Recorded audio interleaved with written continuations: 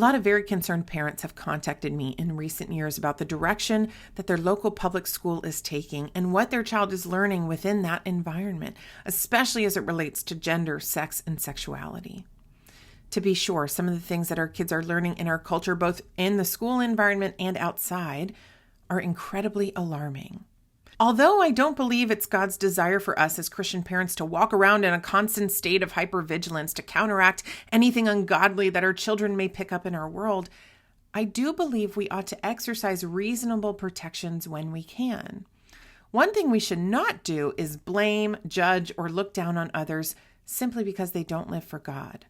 It's ridiculous to expect the world to live the same way that we do as Christians.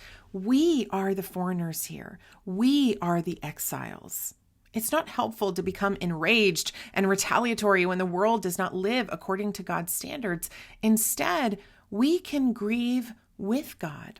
We can seek to show people His way, and we can maneuver ourselves and our families within this world in a way that seeks to honor and glorify God.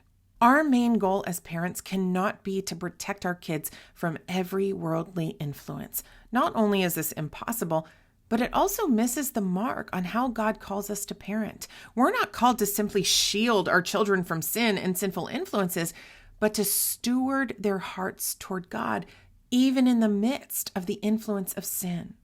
We need to use the earthly pools in their lives to teach and train their hearts how to find God through them.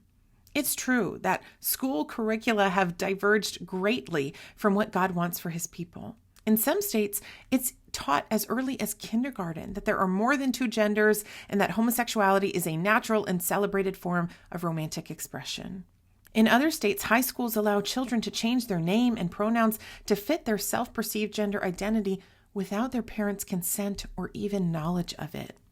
In other places, high school students are able to leave school to receive cross-sex hormone therapy without the parents even being informed. We are living in a truly unfathomable time. Though we cannot expect the people of this world to live the same way that we do, we absolutely can choose what boundaries and protections we put into place for our own children. We can create boundaries that allow our children to reach an age of maturity at which they can handle earthly pulls and influences while simultaneously remaining rooted in a godly perspective. So although there's no right or wrong answer to the question, should I pull my child out of public school, there is a right and wrong way to go about it. The what is not so important here, but the how is critical. If you were to keep your child in public school but not talk to them about what they're learning, both from the curriculum and from their peers' influence, this could be detrimental to your child's godly instruction. But similarly, if you were to pull your child out of public school because of the worldly instruction, but not talk to them about matters of sex, sexuality, and gender, this could also be detrimental to their godly instruction.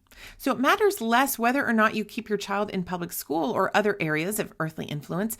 It matters much more that we are investing in their godly instruction by transparently, lovingly, and righteously having discussions about some of these difficult topics in our homes. We need to provide a safe, calm oasis to allow our children to unpack the distortions of the world while we compassionately but firmly correct these falsifications.